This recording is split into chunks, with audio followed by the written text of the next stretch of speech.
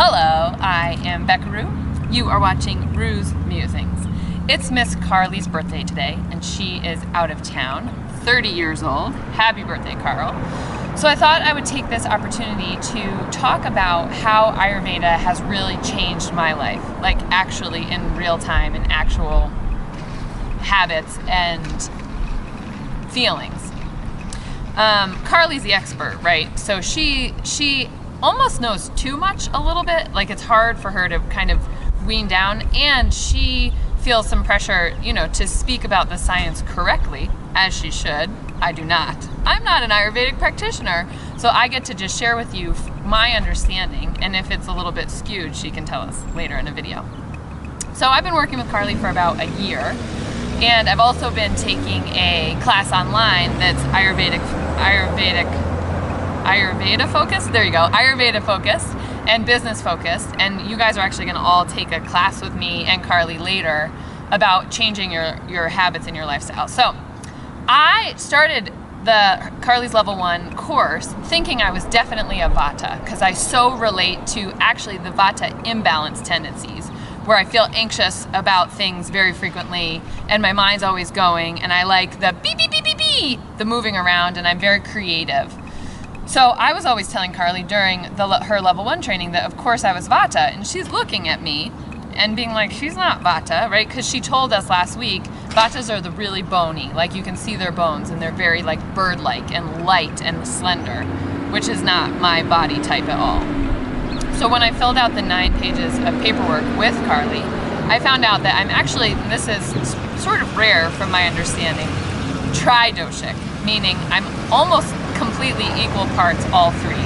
35% kapha, that's earth and water, but I'm more watery. 33% pitta and 32% vata.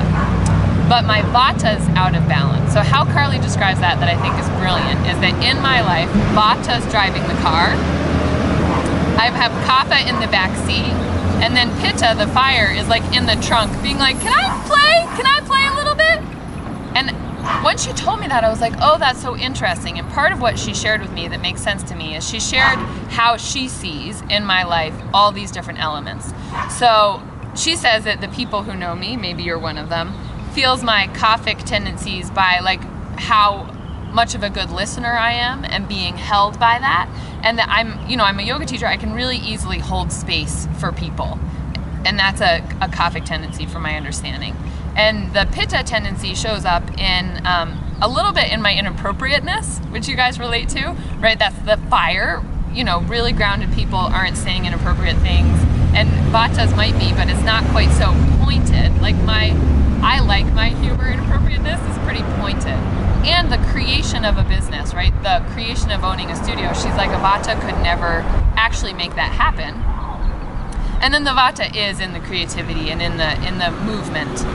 So practically in my life, some of the things that have changed that I wanted to share with you is my alarm goes off every day at 4:20 in the morning.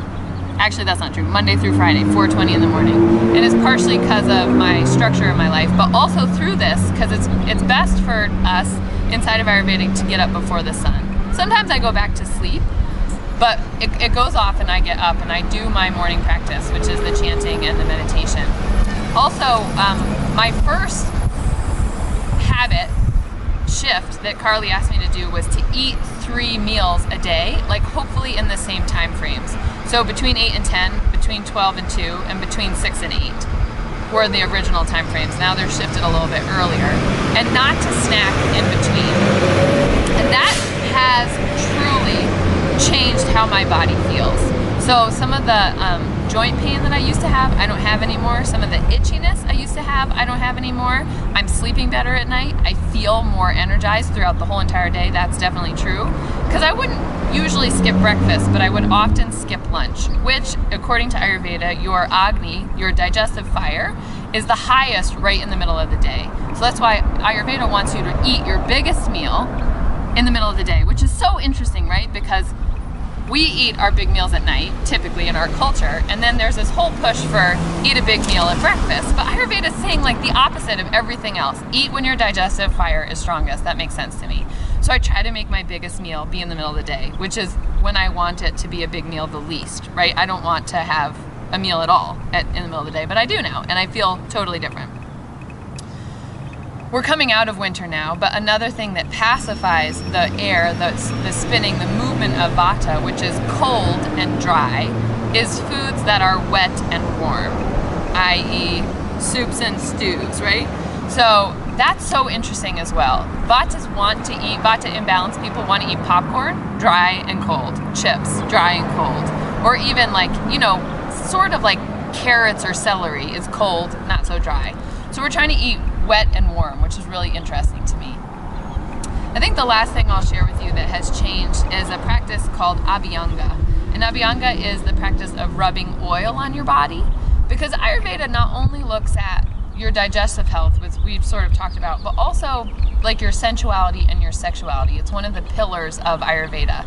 So this practice of rubbing oil, which especially to vata imbalanced people, so I heat it up on the stove, I use coconut oil, heat it up with some essential oils in it, is hot and obviously moist, right? Oil's moist.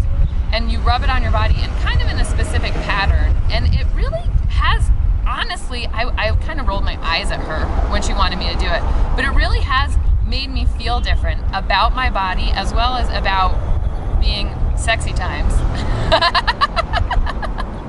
with my partner. It feels different. I can honestly tell you that. It's so bizarre. And on a cellular level, Carly would tell you, you're massaging love. Oil in Ayurveda is love. You're massaging love into your body. So those are some of the ways that Ayurveda has directly impacted my life. I'm getting up earlier, I'm eating differently, I'm eating definitely a lighter and an earlier meal. I'm not snacking, I mean maybe once a week, but I love snacking late at night. Who doesn't? Come on, let's be serious. Not snacking late at night, so I try to eat by 7 and then not eat the chips or the chocolate later on in the evening. And I'm rubbing oil on my body and it makes me feel truly more love for myself and my physical form, as well as a more freedom and, as I say, sexy times. So it's worth it. It's worth it to check out Ayurveda. Let me know if you have questions and share this video with your friends. I'll see you next week. Bye.